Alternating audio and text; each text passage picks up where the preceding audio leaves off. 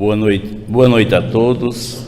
O som está saindo bem aí no final, está todo mundo ouvindo bem, porque às vezes eu tenho medo, minha voz não é das melhores e às vezes distorce um pouco. Então, boa noite a todos, né, amigos e amigas, senhores e senhoras, companheiros e companheiras de luta. Tem alguém que está vindo pela primeira vez em nossa casa aí? Se tiver, levanta a mão. Sejam bem-vindas, sintam-se acolhidas. Hoje nós vamos falar de um assunto, e eu sempre faço isso e peço humildemente que todos juntos vibremos, inclusive dando forças para que a mensagem toque nossos corações, já que nós vamos falar de um assunto que eu reputo esse cometimento dos mais difíceis, porque é o principal da nossa vida. E hoje, permitam que eu fale assim, falando de todos nós, porque todos que estamos aqui, há um tempo atrás, fizemos esse compromisso, tivemos essa preparação para essa experiência que estamos vivendo aqui neste planeta. E eu pensava, quando estava estudando a respeito, de quando nós vamos nos preparar para um trabalho, que fazemos um curso, almejando ocupar um cargo, ou ter uma responsabilidade, que passamos por uma preparação. Nessa preparação aqui no mundo físico, a gente a qualquer hora pega o caderno que estudamos ou vamos lá no que anotamos para lembrar daquele curso que fizemos em alguns momentos de dificuldade ou de esquecimento. E a gente tem presente aquele curso preparando-se para uma determinada tarefa. E eu pensava, e esta preparação de experiências que nós deixamos e agora estamos aqui vivenciando no dia a dia? André Luiz nos oferece esta obra, que ela é a terceira de uma relação de 13 livros. 13 livros que vai de Nosso Lar até E a Vida Continua, com o título de Missionários da Luz, os Missionários da Luz, e a vida no mundo espiritual. Então, se lá em Nosso Lar também tem Nosso Lar, a vida no mundo espiritual, o segundo livro, Os Mensageiros, a vida no mundo espiritual, e esse que é o terceiro, não vou falar de todos, porque tem toda uma relação naqueles que comprarem o livro, sem contar com outros 3 que André Luiz trouxe: Agenda Cristã, Conduta Espírita e Desobsessão. Então vejam os senhores, e o trabalho do domingo, ele é um trabalho doutrinário, ele é um trabalho para incentivar ao estudo, ele é um trabalho para que aqueles que aqui comparecem, que vêm em busca de esclarecimento, ou venham aqui buscando compreender determinadas situações, o domingo traz sempre um tema para incentivá-los, para convidá-los ao estudo. E hoje o convite é o livro Os Missionários da Luz. E eu faço uma rápida advertência. Esse livro ele tem 20 capítulos, e eu fiz questão de contar páginas dos 2 capítulos que eu percebi que André Luiz chama a atenção para ele. É o capítulo 12, que nós vamos conversar sobre ele nesta noite, e o capítulo 13, que é reencarnação. O 12 é preparação de experiências, e o 13 é reencarnação. O 12 tem 32 páginas, o capítulo, e o 13, que é a reencarnação em si, 70 capítulos, 70 páginas. Vejam os senhores, num livro de 400 e algumas páginas, mais de 100 páginas vai falar da experiência de estarmos aqui, entre essa preparação e a reencarnação. Esse chamamento é para dizer a todos os senhores para fazermos uma reflexão a importância de estarmos aqui, a importância de fazer bem aquilo que viemos fazer, de ter mais cuidado com a nossa existência, de ter mais cuidado com o nosso corpo físico, de ter cuidado com o compromisso que nós assumimos. E o Espírito Alexandre, que é o orientador neste livro, neste capítulo, ele diz que nós somos heróis na promessa,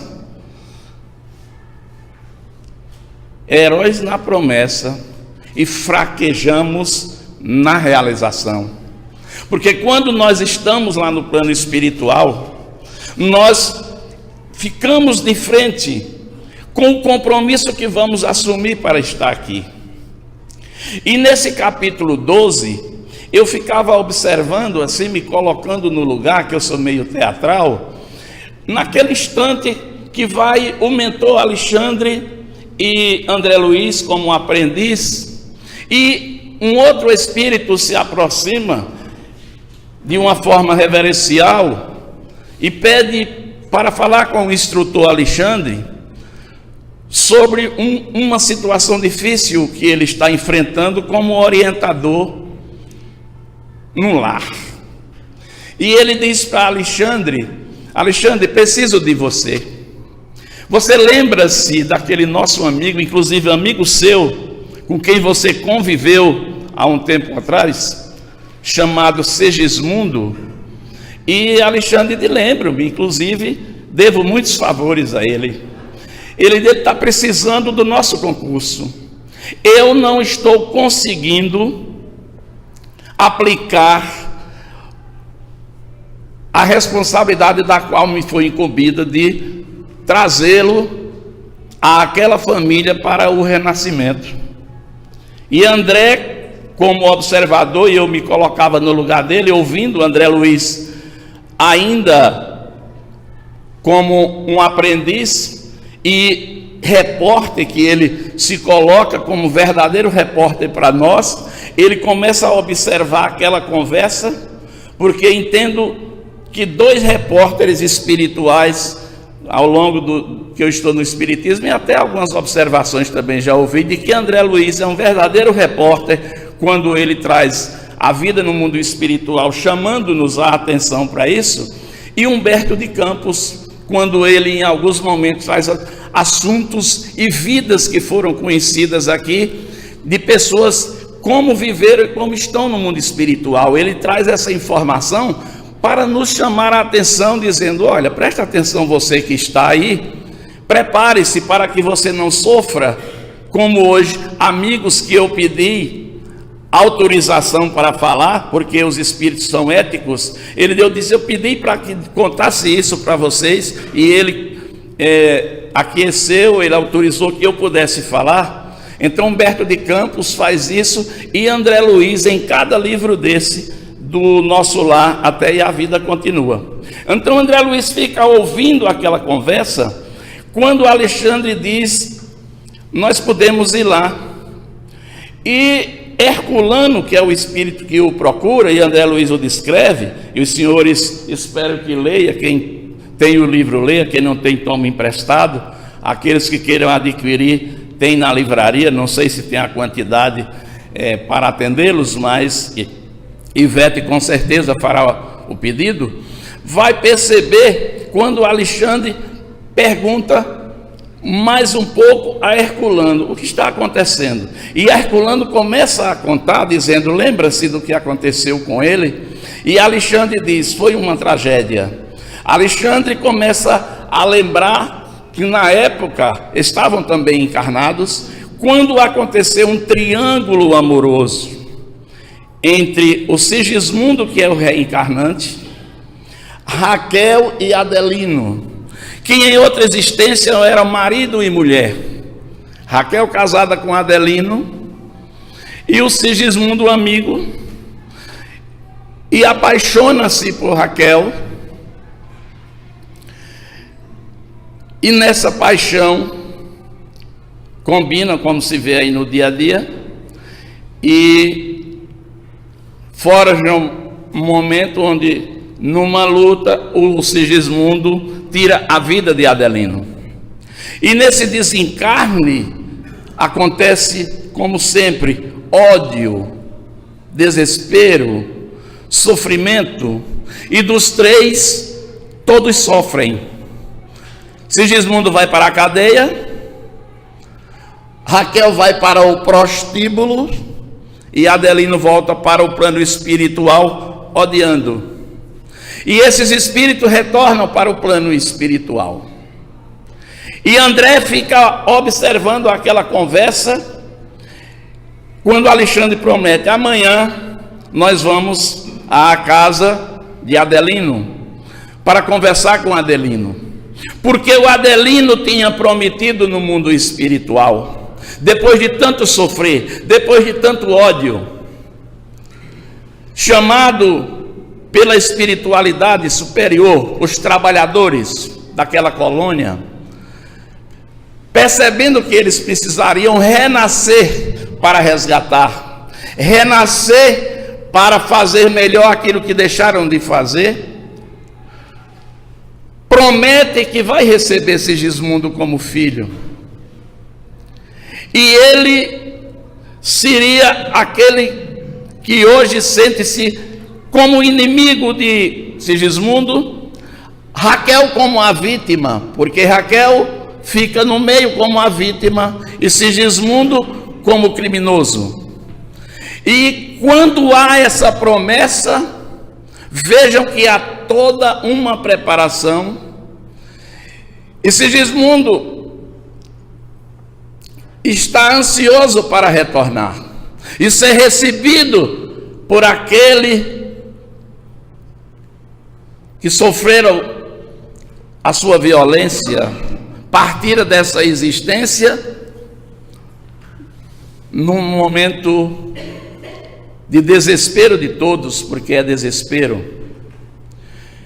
André Luiz, com aquela sua perspicácia de repórter, quando tem uma deixa que o Herculano se despede, ele fala para o mentor Alexandre. Alexandre já percebia o seu pensamento, mas deixou que ele falasse, e ele disse: que tal, eu gostaria de acompanhar, posso acompanhar com vocês essa situação? Alexandre diz: André, você precisa conhecer um pouco mais. E aí diz: eu vou encaminhá-lo para que você tenha esse conhecimento. Amanhã eu apresentarei a amigos.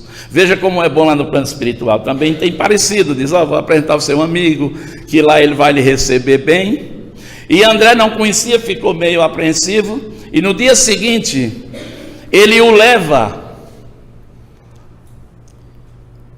no departamento, olha como é bonito, o departamento de planejamento de reencarnações. E hoje eu, ao chegar aqui, eu fui ali, tinha um livro chamado Cidade no Além, onde tem o desenho de todos os departamentos e principalmente os ministérios, não é, Marco Antônio? E aí eu olhava no mapa para perceber que esse departamento ele fica nas proximidades do Ministério do Esclarecimento e do Auxílio. E André descreve aquele prédio imponente e muita gente chegando com mapas debaixo do braço. Uns saíam cabisbaixos, outros em grupos, adentrando aquele departamento. E eu observava, parece que eu estava junto, porque a gente tem uma ideia que ao desencarnarmos nada existe, é isso que disseram para a gente. Vamos dormir, vamos esperar um momento final para estar de frente com os nossos débitos ou com os nossos créditos. E ele descrevia algo diferente, que entravam, era um movimento muito grande, até que Alexandre encontra-se com um dos assistentes, e o assistente, chamado Josino, recebe bem, trata André muito bem, e ele diz: olha, estou trazendo esse amigo para que você apresente para ele como processa-se a preparação para as reencarnações. E André fica encantado que ele percebia conversas onde alguns diziam que vim interferir em nome de um amigo, mas o meu pedido não foi aceito, porque ele não tinha os créditos devidos, porque ele ainda não está em condição de retornar. Por isso, senhores, alguns jovens até dizem às vezes: eu não pedi para nascer. Não pediu, implorou, até pediu intercessão de amigos, porque quando se percebe que aqui é o lugar onde a reencarnação é um meio e a educação divina é o fim, é aqui que nós vamos caminhar para a nossa evolução. E Josino chama-o, e ele percebe, ao entrar numa sala, que existia corpos masculinos e femininos. Dois chamavam a atenção, e André foi médico aqui na Terra, na sua última reencarnação, na época do livro. Eu não sei se André hoje já está reencarnado. Na época que ele descreve para a gente, ele olha e diz, extasiado ao ver a perfeição do corpo, e pergunta aquele corpo, porque está ali tão exposto, ele diz, para que cada um perceba a importância dessa vestimenta física, e que esta beleza que você vê, André, é divina, mas cada um vai ter segundo suas obras, cada um vai ter o corpo que merece, cada um vai ter o corpo que lhe seja útil, um corpo que você vai respeitar, esteja como estiver esse corpo. E André, nessa peregrinação, ele tem a informação de um amigo, de um outro assistente chamado Manassés, que depois vai lhe mostrar o setor de desenhos, onde somos desenhados. Aí a gente chega aqui de repente, quer botar silicone industrial, quer arrancar nariz, quer cortar a orelha, quer mudar tudo de um desenho original. Por isso que eu nem conhecia isso, mas eu sempre comentei com a Emília ou com as pessoas que me conhecem, que se eu ganhasse o dinheiro do mundo todo, mesmo antes de conhecer a doutrina, eu não me mudava. Não sei se é porque eu não enxergava bem, mas eu dizia, não, tá bom demais. E eu me lembro, quando eu joguei futebol, eu conheci um amigo que ele tinha as orelhas de abano, orelha grande, e esse cara corria, quando ele ia frear, todo mundo caía, a orelha era o holofote, ó, segurava, ó, caía todo mundo, e ele puxava a bola e fazia o gol. Quando ele virou profissional, uma namorada mandou cortar as orelhas, ele perdeu a estabilidade. Esse homem nunca mais acertava, quando ele freava caía, porque faltava o principal do seu desenho original. Então, quantos de nós, não compreendendo essa preparação, faz, eu vou dizer, bobagens, arriscando até a própria vida para mudar o seu instrumento de trabalho, porque é o nosso instrumento de evolução aqui, é o nosso corpo físico. Quando ele pergunta, o Josino diz, nessa área eu não conheço bem, vou passar para o Manassés, que é mais engraçado, inclusive, diz até umas brincadeiras em relação ao corpo, e diz para ele, vamos aqui no departamento de desenho. E tinha os desenhos que estavam sendo preparados para muitos daqueles que acabaram de haver interferência de companheiros que tinham condição de fazê-lo, pedindo para aqueles seus amigos virem, estarem aqui. E quando olhamos, eu fico pensando, meu Deus, olha só a preparação desses 7 bilhões que se encontram na Terra. Quanto desvio daquela programação, daquele planejamento que foi feito. Porque cada um vai receber, pela bênção, pela misericórdia divina, descontos altíssimos, deixando lá uma folha pesadíssima de débitos, e vem aqui dizendo que vai se comportar de tal maneira para colocar em prática tudo aquilo que está sendo, inclusive com a avalista dizendo: eu estarei junto dele. Alguns espíritos dizendo: eu vou reencarnar, mas estou com medo. Estou com medo diante da orientação que acabei de ouvir, porque eu sei que fiz muita coisa errada, e lá, ao esquecer, eu vou me lembrar do que estou aqui assinando, do que eu estou aqui me comprometendo. E o assistente brincalhão Manassés disse: é muito melhor, amigo, do que saber antecipado. Vai sem querer saber, vai com esquecimento, que tu será lembrado. Tu vai ter amigos do teu lado que vai te lembrar. E aí é onde eu ficava pensando, fazendo minha conta nessa existência. 63 aninhos, já caminhando para 64. Quando eu estava estudando, eu digo: meu Deus, como eu sou inconstante. Eu já saí de cada emprego por orgulho, por vaidade, por não aceitar certas coisas, e eu entendo que parece que eu dava um breque naquilo que eu prometi, parece que eu voltava para o zero para recomeçar. Isso eu estou falando comigo, cada um que faça suas análises íntimas, porque isso aqui eu estou falando em termos materiais e em termos espirituais. Quando estamos lá, nessa preparação de experiências, sabendo do que fizemos e o que aqui queremos fazer para, ponto a ponto, voltar melhor. O instrutor Manassés fala para um dos espíritos que chega para perguntar: meu corpo está pronto? Meu corpo já está pronto. Ele diz: tá, mas eu não sei se você vai aceitar, não. Mas dá uma olhada. Aí tem um que diz: não, eu não quero desse jeito, não. E esse jeito aí vai me atrapalhar.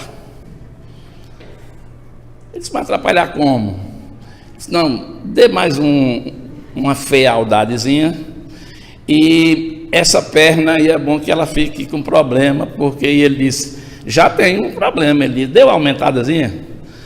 Ele diz: mas nem sempre se aguenta o pedido, porque ele diz: se eu for com esse defeito, o meu sofrimento e a dor vai me desviar de certas situações. É meio que inverso, porque aqui nós lutamos pela beleza, num desespero, para sermos bonitos, para atrair olhares para a gente, e os espíritos lá morre de medo dessa atração. Aí eu fico até feliz, não sei se é para me consolar, porque eu não é, eu fico feliz da vida, porque eu passo em todo lugar, não tem atração nenhuma, né? Graças a Deus, que mulher não olha. E quando vai ficando velhinho assim, melhor ainda, graças a Deus, porque quando é novo ainda tem uns enxerimentos.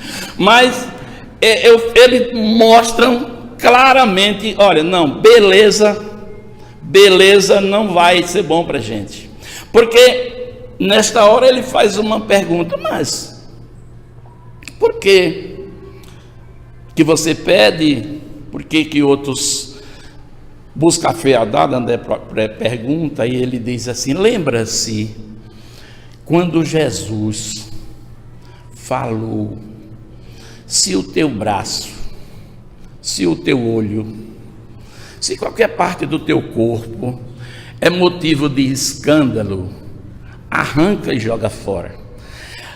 Muitos de nós pensam que é sair arrancando o braço, que é a parte. Não, ele vai dizer, aí ele diz: olha, presta atenção que o Cristo quis dizer. Se você falhou na riqueza, não será dado a riqueza para você.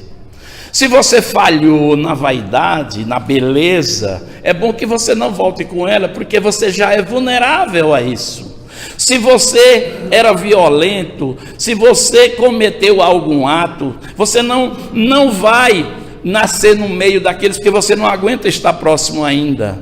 Se você teve mando, foi poderoso, isso não lhe será dado. É como está lhe arrancando isso em seu benefício. Não vai lhe ser ofertado essa facilidade para que você não caia de novo. Se você errou na intelectualidade, não vai ser lhe dada essa intelectualidade. E aí dá para a gente compreender porque aquilo que nós achamos que é injustiça divina, ao contrário, é bênção. Hoje eu ouvi uma entrevista na TV Senado, daquele Aires de Brito, falando sobre a Constituição, e ele falou uma frase que eu digo, cabe bem no que eu vou falar hoje à noite. A entrevistadora procurou o que é que ele achava da mudança da Constituição. Ele disse, não vamos pedir tudo a Deus não, pode ser que Ele conceda. Então, muitas vezes não é bom a gente pedir, porque certas concessões pode ser problema para a nossa vida. Em relação à Constituição lá, eu não sei, mas apenas a resposta. Quantos pedidos nossos não são atendidos porque não é salutar para a nossa existência? Vai ser sofrimento, mas a gente não compreende. E quando estamos nesta preparação de experiência, senhores, eu digo a vocês, parando cada um na sua idade, nessa existência, porque se aprofundar nas outras, eu já falei isso aqui, que eu tenho medo do meu dossiê, eu gosto de estar na minha melhor versão, que eu acho que é agora, mas você para e diz, daquilo que eu me comprometi, como é que eu ando? Eu que fiz essas promessas, eu que fui esse herói na hora dizendo que vou fazer. E quando eu leio Emmanuel dizendo que nós somos oceanos de palavras e gotas de ação, então eu digo aos senhores, eu fico pensando, meu Deus, porque em alguns momentos eu ainda fico revoltado com alguma situação, porque sou humano. Ainda bem que Joana de Ângeles nos consola, dizendo que quando nós temos raiva, e quando nós temos ressentimento, isso é natural do ser humano, mas o que não deve é permanecer. Então, se alguns não, graças a Deus, não tem isso, que bom, porque eu ainda tenho. Tem momentos que eu acho que existem algumas injustiças comigo, eu acho que deveria ser de tal forma, porque não galguei algo, tive um insucesso, só que depois vem a lucidez e eu passo a entender que a figura que eu sou, se me fosse concedido daquela forma, certamente eu ia errar como já errei antes. Porque nós trazemos nossos pendores, nós trazemos tudo de um passado muito antigo, que vez por outra ele vem à tona. Tem hora que nós nos achamos, e eu vou dizer por mim, que eu acho que eu sou a pessoa mais perfeita do mundo e mereço tudo. Tem hora que eu me acho tão bom, eu me acho tão maravilhoso, de repente me aborreço com uma coisa assim, que eu digo, oh, mas já joguei por terra tudo, aquela perfeição toda já está assim. Então, quando nós estamos nessa preparação, é uma bênção divina chegarmos aqui. E como nós vamos lembrar? Nós vamos lembrar na hora que estivermos na horizontal à noite, preparar antes de dormir, entrar em contato com esses amigos que nos avalizaram, esses avalistas que disseram que está do nosso lado, para nos advertir que estamos fazendo algo que não está correto, procurar ser humildes, compreensivos e verdadeiros ouvintes que esses amigos trazem a informação. Porque Alexandre diz para Herculano, à noite nós vamos conversar com Adelino para que ele se lembre da promessa que ele fez. Aquele homem que sofrera o ataque desse inimigo, que agora vai receber como filho. E vai receber como filho, olha como a bênção divina é maravilhosa. Será o segundo filho, não o primeiro. Por que não o primeiro? Imagine a rejeição. Quantos lares por aí temos esses inimigos em casa que não conseguiram colocar em prática o que foi acertado, o que foi acordado. Chico Xavier descreve um caso de uma mãe que o procurou, que o filho de 23 anos tinha matado o pai, e ela não se conformava com aquele acontecido, falou para Chico, conversou, Chico ficou ouvindo, logo Emmanuel veio em seu favor e diz: Chico, diz para ela que ela agradeça a Deus, foi um grande avanço viver 23 anos, porque em existências anteriores eles não viviam 23 segundos, um chegando próximo do outro, o primeiro já o matava, e agora conseguiu viver 23 anos, é uma bênção. Quantas criaturas suicidaram e ao chegar aqui prometeram que não o faria, vieram sem pernas, sem braços, com problemas mentais, só aquele bolinho de gente. E Chico descreve que tinha um caso desse, que esse espírito ainda se arrastava tentando cair do lugar onde estava para suicidar novamente. Então, nessa preparação precisamos ser mais obedientes, precisamos parar para ouvir os nossos amigos espirituais, como o Alexandre vai fazer com o Adelino.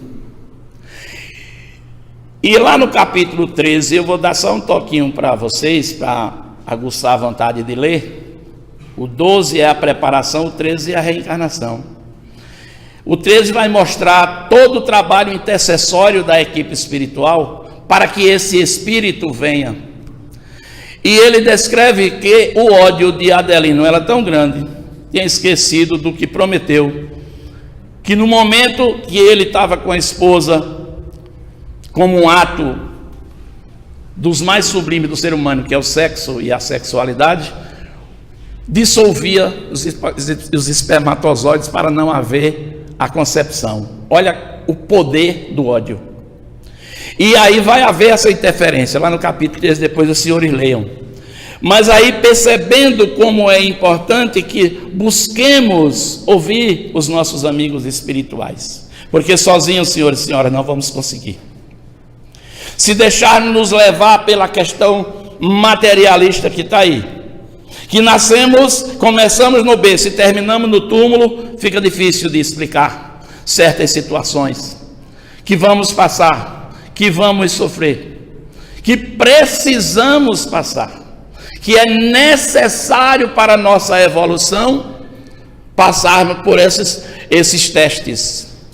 E aí, como um planeta de provas e de expiação, poderíamos, de uma forma simples, apenas didática, para que os senhores compreendam, dizer que neste caso, Sigismundo está em expiação e Adelino com Raquel estão em provas, porque você receber alguém que foi o causador de um problema anterior e agora passar nesse teste. Como passar nesse teste? Quem não tem em sua casa um irmão ou alguém próximo da família, que a gente não sabe porquê, tem algo que alguns dizem: meu Santo Antônio não bateu com o seu, eu não consigo me aproximar de fulano, ele não me fez nada, mas eu não consigo. Tem outros que eu me sinto bem, irmãos que tem às vezes 8 irmãos, 9 irmãos, e você tem os irmãos que a gente tem mais proximidade e aceita mais. Eu não vou muito longe não, eu mesmo sou um deles. Eu tenho 10 irmãos. Eu tenho irmãos que nós temos uma certa aproximação, uma certa afinidade, mas eu tenho irmãos que a gente fica tempo sem se falar, tempos que parece que nem somos da família. E eu, para conhecer a doutrina espírita, às vezes eu lembro, não, eu preciso visitar fulano, porque eu sinto que nós temos dificuldade. Nós temos dificuldade de estar próximo. Nós temos dificuldade, principalmente, de confiança. Porque tem pessoas que nem são da minha família e eu converso coisas sem medo algum, confiando naquela pessoa. E eu tenho irmãos que eu não faço isso. E ele não é por maldade alguma, tenho certeza, mas ainda resquícios de nossas existências. E nessa preparação, tem momentos que eu preciso lembrar. E a doutrina espírita me dá esse suporte. Quando vou lá na questão 171 do Livro dos Espíritos, pegando o capítulo Pluralidade das Existências e falando a necessidade da reencarnação, e o que é divino está aqui, aí eu volto a relembrar. Porque se não fizermos de vez em quando esse retorno, estou falando por mim, mas eu acho que vale para aqueles que assim quiserem, quando sentirem assim, dê uma olhada com mais profundidade para dizer, não, eu preciso ter mais cuidado, eu vou me aproximar, porque pode ser que eu não tenha mais essa chance, pode ser que de outra vez isso vai ficando mais difícil para a gente. Já que estamos falando do livro, os senhores vão ler um caso de uma senhora chamada Anacleta, já um espírito de uma certa evolução que chega lá no departamento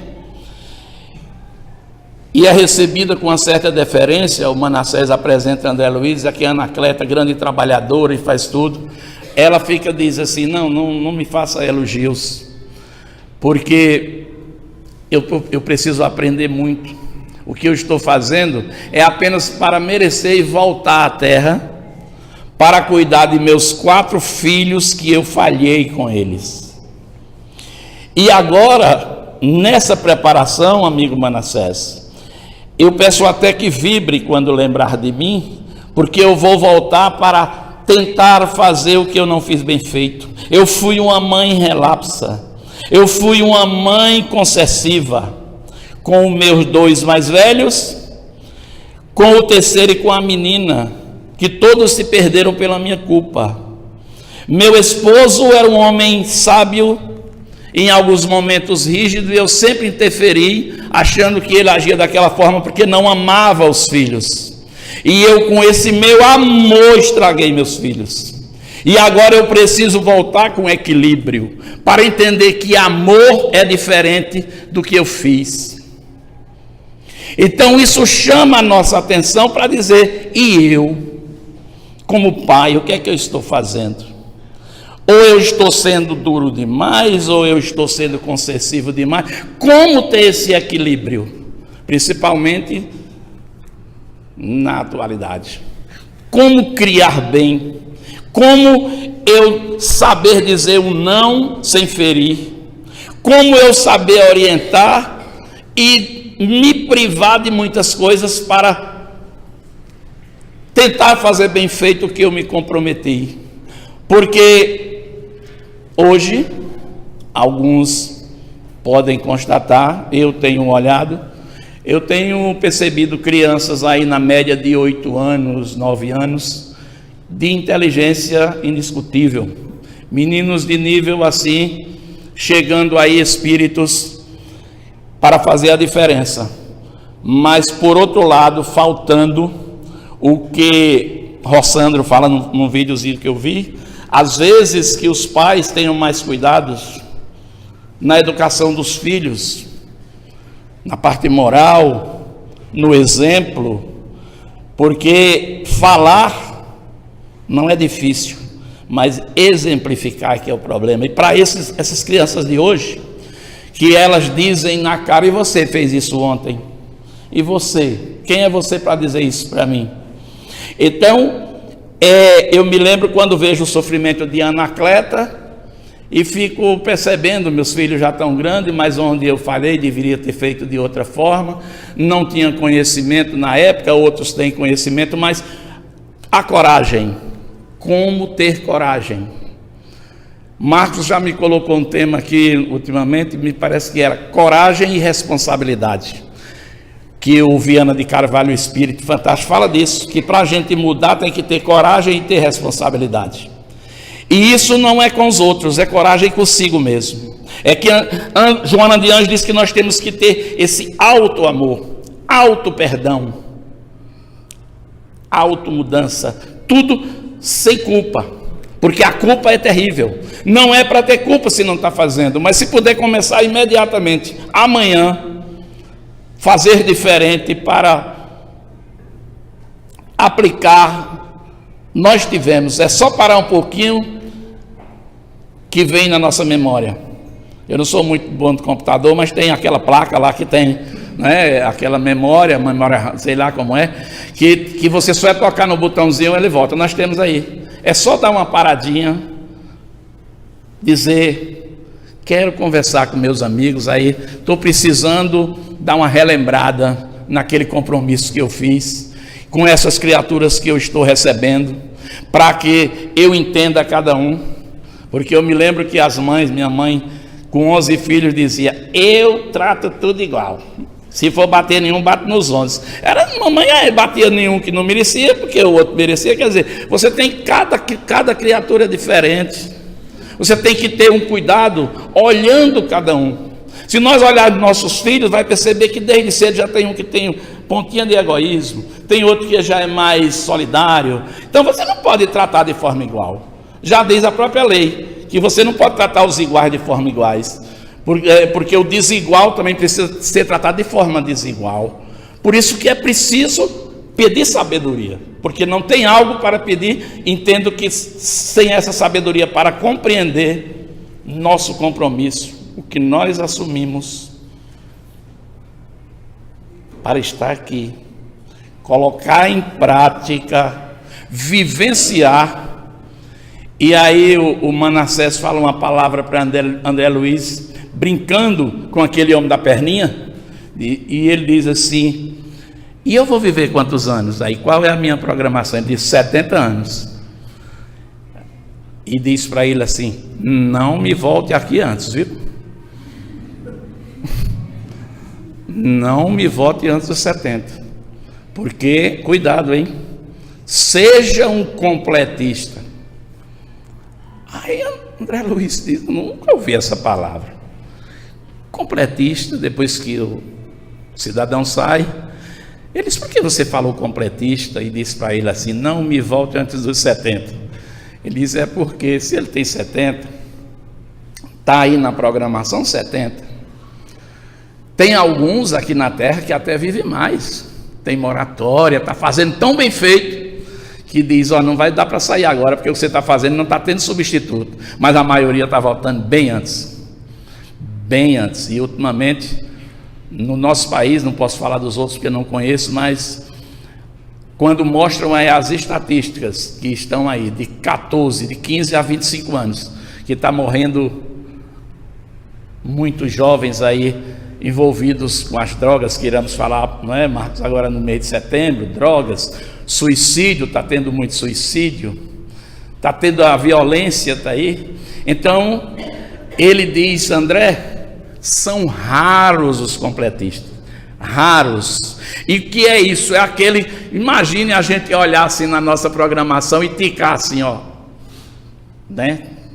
Estou indo bem, né? Fazer como Santo Agostinho diz, cada final de noite a gente parar e dizer, como eu fui hoje, e dar uma olhadinha, fui paciente, lá no meu trabalho, eu, né, diante de tal situação, fui assim, não é? Tenho o poder na mão de fazer, tive tudo, fui testado, mas passei. Gente, é uma combinação de resultados, entendo, muito difícil, mas não impossível.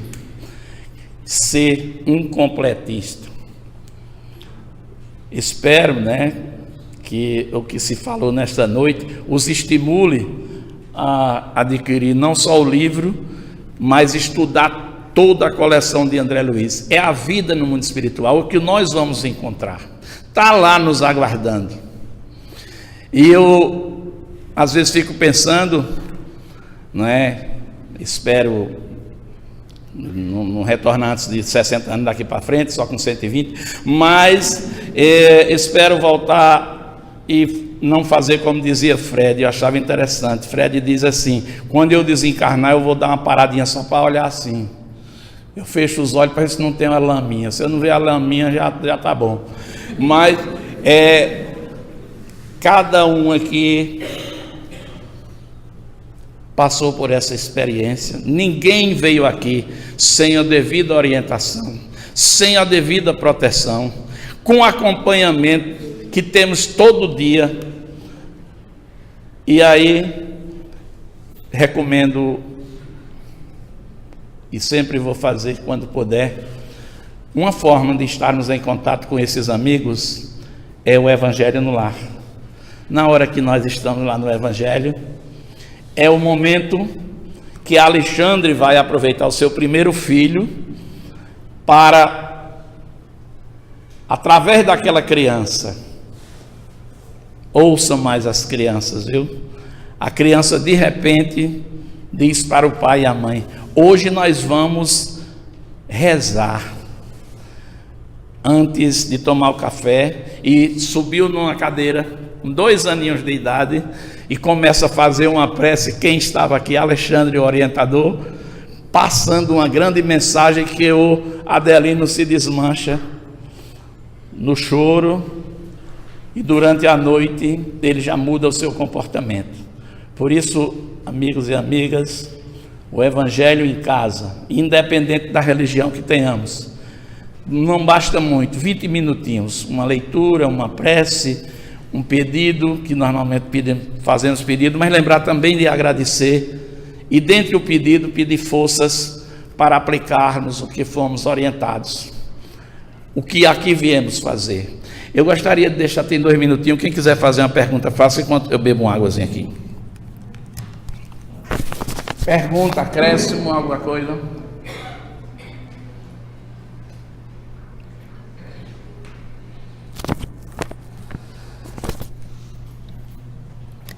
Só para encerrar, eu espero que leiam, mas eu vou chamar a atenção para como somos preparados para essa reencarnação.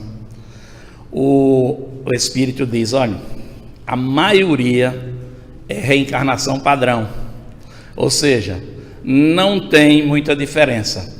Temos os mesmos problemas de expiação, provas, um pouquinho de missão, é que padrão, mas tem os casos especiais, que são os espíritos que vêm para aqui como trabalhadores, que não são ainda tão superiores, vêm com o compromisso do trabalho junto aos outros, e aqueles que já galgaram o estágio de missão. Ele diz que esses vêm de forma diferente, mas a sua maioria, na grande maioria, somos esses espíritos aqui de um planeta de provas e expiação. Vez por outra a gente aí encontra onde nem imaginamos espíritos diferentes. Não são belos, às vezes com dificuldades maiores do que a nossa para nos chamar a atenção. É só ter um pouquinho de percepção para perceber a energia dessas criaturas. Tem muita gente que a gente vai achando que vai ajudar e sai dali ajudado, não é, Magda? E para fechar, dizendo a vocês, agradecendo a atenção de todos, hoje à noite, na hora de dormir, preparem, façam uma leitura, e na hora lembre de mim, com uma prece, dizendo: ajuda aquela figura, não veio bela, mas tem uma vontade de acertar. Uma boa noite.